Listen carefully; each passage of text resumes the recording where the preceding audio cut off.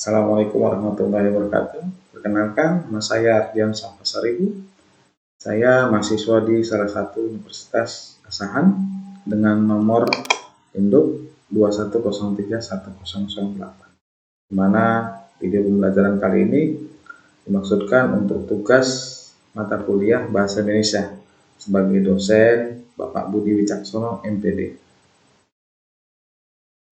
Kalimat dalam bahasa Indonesia, bahasan-bahasan apa saja yang akan kita kupas dalam video kali ini. Apa itu kalimat?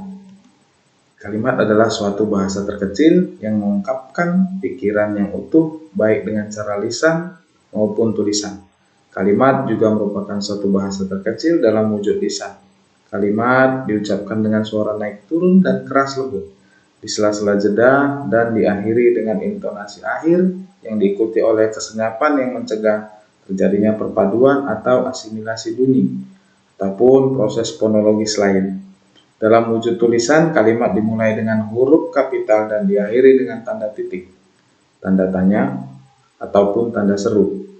Di dalamnya dapat disertakan tanda baca seperti titik, koma, titik dua, pisah, dan spasi.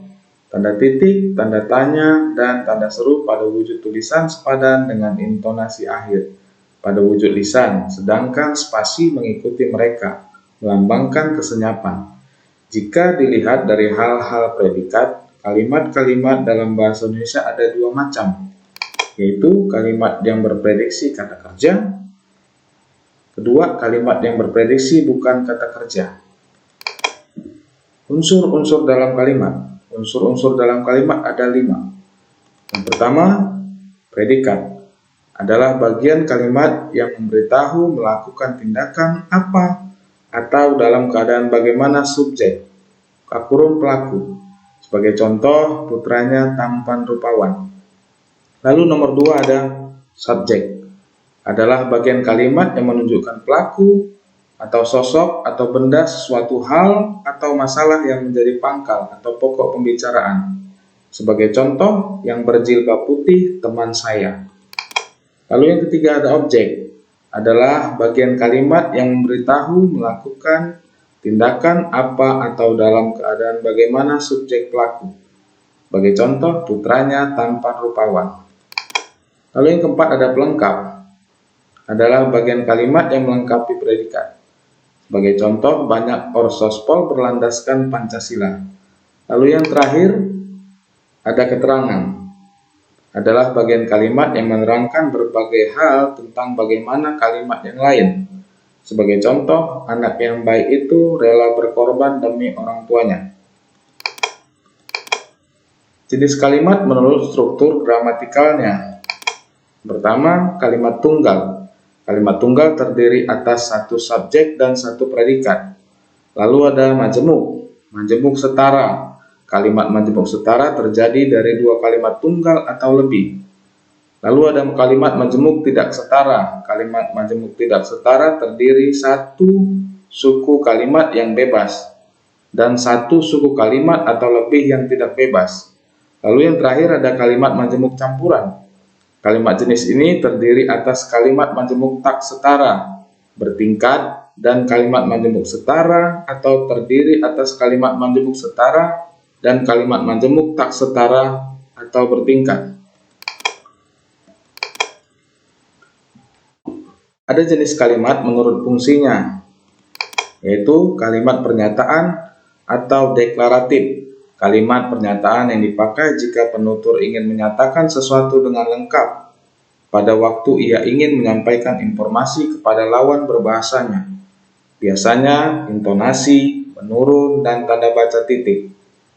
Lalu ada kalimat pertanyaan atau interrogatif. Kalimat pertanyaan dipakai jika penutur ingin memperoleh informasi atau reaksi jawaban yang diharapkan. Biasanya intonasi menurun, tanda baca, dan tanda tanya. Pertanyaan sering menggunakan kata tanya seperti bagaimana, di mana, mengapa, berapa, dan kapan. Lalu ada kalimat perintah dan permintaan atau imperatif. Kalimat perintah dipakai jika penutur ingin menyuruh atau melarang. atau berbuat sesuatu. Biasanya intonasi menurun, tanda baca titik, atau tanda seru. Lalu yang terakhir ada kalimat seruan. Kalimat seruan dipakai jika penutur ingin mengungkapkan perasaan yang kuat atau mendadak. Biasanya ditandai oleh menaiknya suara pada kalimat lisan dan dipakainya tanda seru atau tanda titik pada kalimat tulis. Kalimat efektif.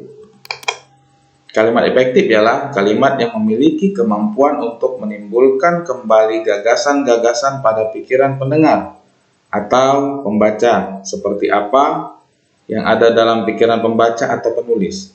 Kalimat sangat mengungkapkan keefektifan informasi itu, sehingga kejelasan kalimat itu dapat terjamin.